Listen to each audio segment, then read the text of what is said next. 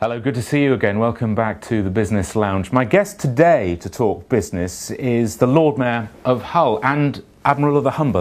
Is that the right title for you, David Gemmell? Absolutely correct, yeah. Yeah, well, it's good to see you. One of only three around the country, one in London, one in Chester and Hull, and they're the only three Lord Mayors and Admirals. So tell me about your role as Lord Mayor.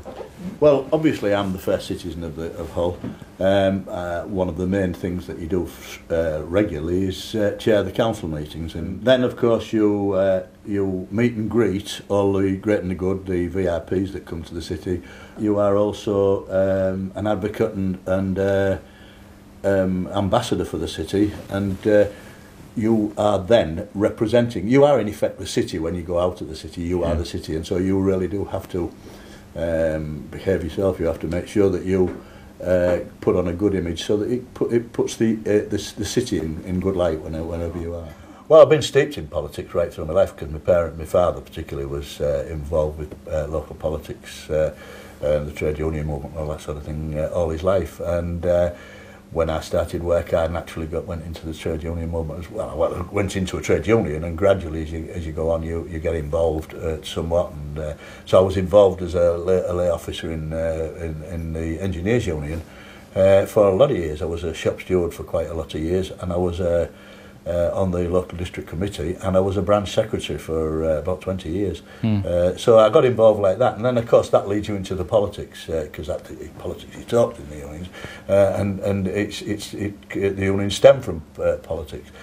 The job of the Lord Mayor is apolitical, obviously. Yes. It is just totally civic and apolitical, but you are still a political animal. You are still a councillor.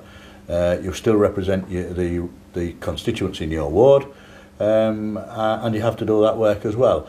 And in the council chamber, you do vote. You can and do vote. And at the end of the day, if it came to a tie, you do have the right of an extra vote to tip the balance. Not that I would want to use it, and I never have had to, and I hope I never do. But it is there. So you are still political. You are still a councillor.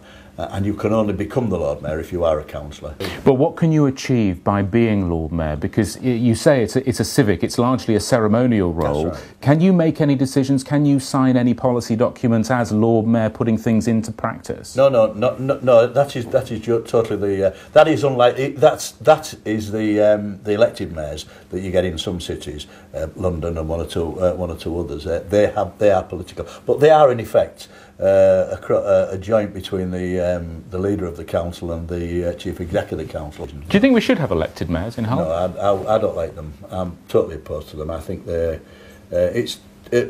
what it does, that is a form of presidential government, and we don't have presidential government in this country. We have parliamentary government, and so in America it may work well. It wouldn't work here. I don't think it does work here well. I think it's the wrong thing. You're trying to mix and match, and I don't think it works. And I would oppose it as much as I possibly could if it was proposed for Hull.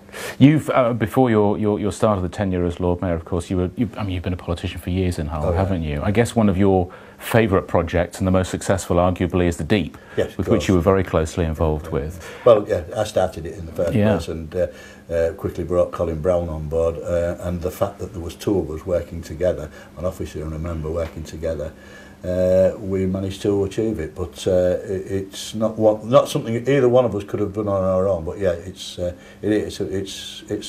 really made the city. It's changed the city, I believe. And it was an enormous business opportunity, wasn't it? Because the business of opening the Deep, the business of starting the submarium itself, would have been huge. Oh, absolutely, and it gave a lot of people in the city an opportunity to be able to support, not just in the city but in the region, because it was quite amazing. We were expecting to have to go anywhere in the world to find people who could provide the equipment that you need for a big aquarium like that.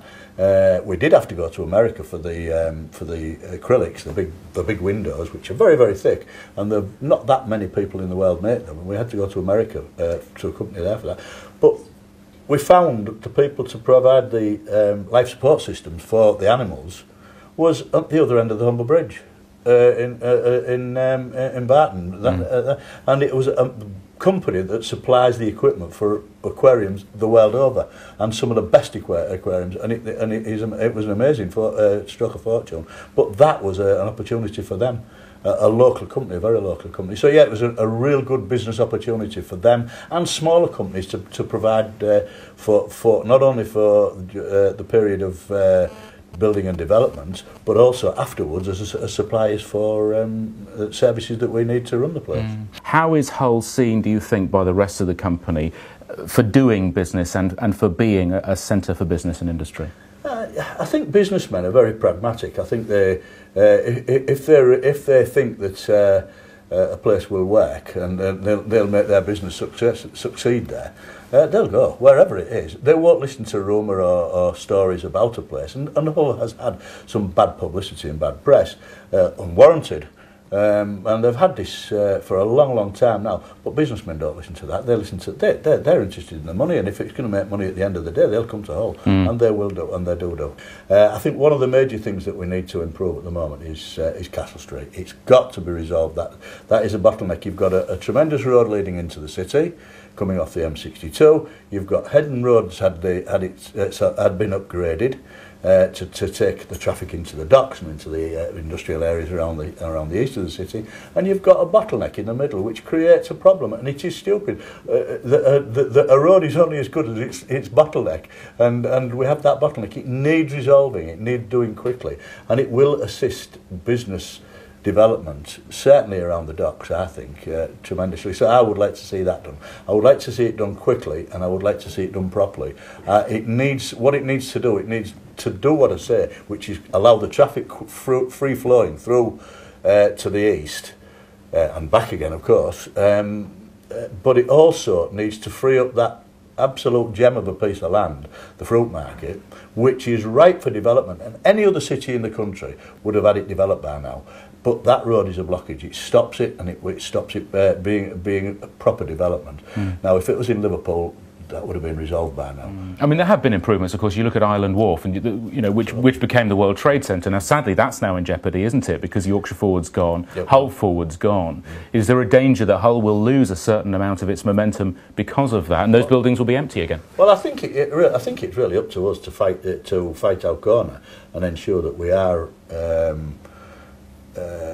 looked on as a serious business contender. And I think, obviously, with Siemens coming here now, I think that really does put us on the map. And the potential for other developments that will come on the back of that, because you'll get somebody in, and others will start looking and say, well, that sounds like a bit of sense, and it will follow. So I think it is important. And if we can fight our corner, and we can persuade government and any funding agencies and businesses to actually come and locate here, I think we can. I don't think that's a particular danger. I think we can shout all out if we want. Well, here's the future of Hull. Very good to see you, Lord Mayor. Thank you very much for spending time. Okay. Lord Mayor of Hull, David Gemmell.